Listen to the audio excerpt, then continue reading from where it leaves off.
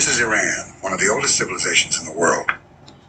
For the past 500 years, Iran has been present on the world map with these borders. And maybe there is a superpower in the world that has not collided with Iran. Whether it is Romans, Arabs, Mongols, Turks, Russians, or Britain, every superpower has tried to conquer Iran, and one of its big reasons was that Iran is at the crossroads of the world. This is the one country that connects Europe, Africa, and Asia, all three continents. Today, Iran shares borders with 7 countries. On the eastern side, with Pakistan, Afghanistan, and Turkmenistan. And on the western side, with Iraq, Turkey, Armenia, and Azerbaijan. In addition to this, Iran also has access to 3 seas. There is the Caspian Sea in its north and the Persian Gulf, and the Gulf of Oman in its south.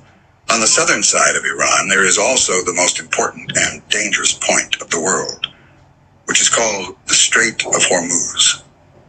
20% of the world's oil and gas supply passes through this point. These 7 islands near the Strait of Hormuz have been under the control of Iran since 1970, although before this they were controlled by the UAE. Similarly, here in the Caspian Sea, this Ashura Day island is under the control of Iran. For the past 40 years, Iran has been a headache for the Western world. But what is the reason that despite having such powerful armies and economies, no Western country has been able to attack Iran and take it? All countries know that attacking Iran directly can backfire a lot. In making Iran unconquerable, along with many other reasons, its geography also plays a very big role. The truth is that in today's video, we will see how Iran's history, its geography, and its proxy wars have made it so powerful. First of all, let's understand Iran's geography. Iran has a Zagros mountain range on the southern and western sides. This mountain range, which extends from the coastline of Iran to Iraq and up to Turkey, gives Iran a great natural protection.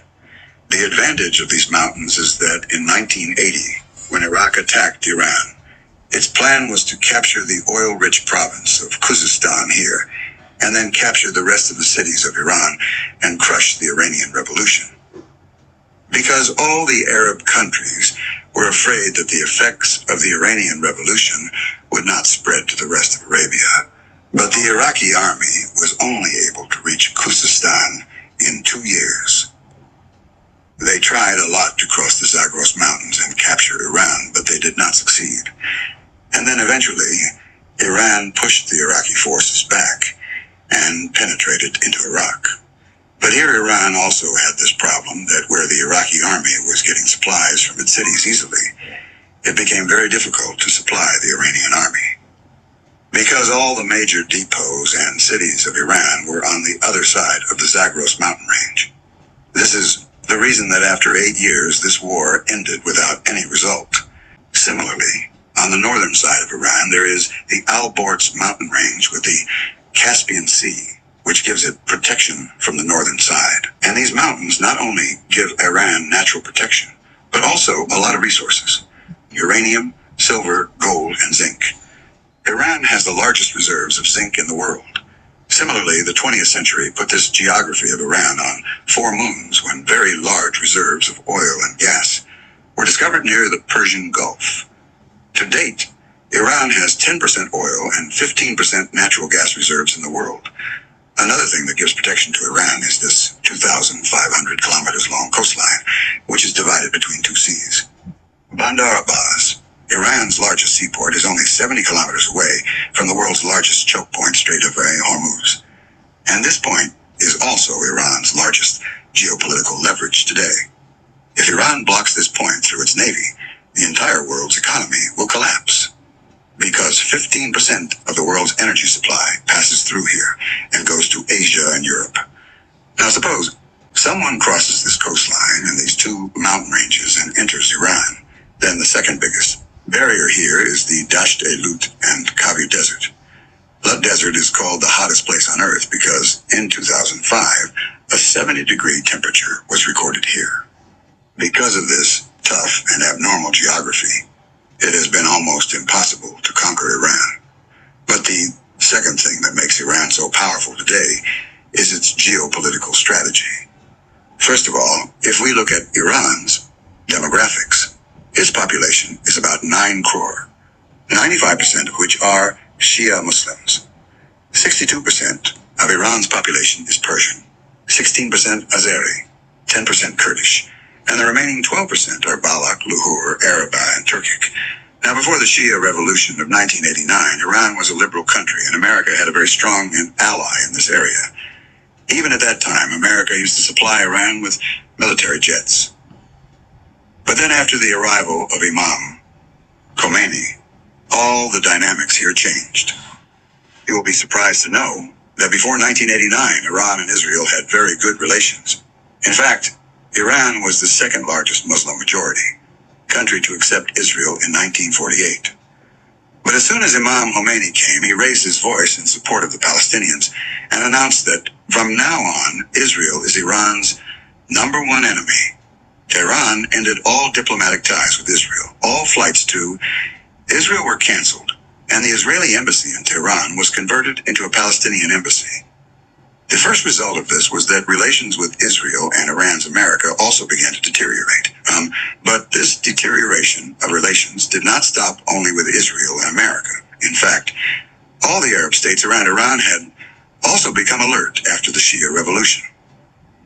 They were all afraid that the ideology of Iran might not reach the Arab states here, and as a result, their kingdoms could be badly damaged, because all these Arab states had a kingdom.